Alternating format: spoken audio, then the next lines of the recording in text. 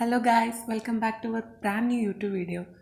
ഇന്ന് നമ്മൾ കൗതുക വിജ്ഞാനത്തിൻ്റെ ഫസ്റ്റ് എപ്പിസോഡാണ് ചെയ്യുന്നത്.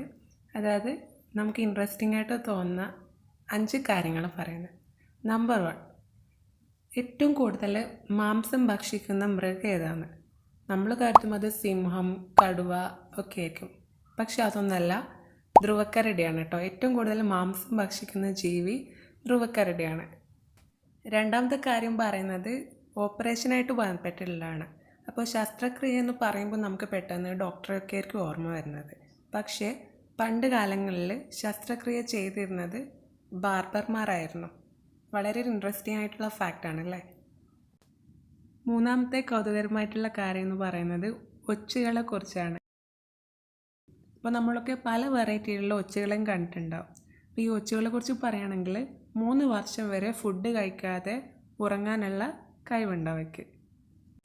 നാലാമത്തെ ഫാക്റ്റ് നായയെക്കുറിച്ചാണ് കേട്ടോ.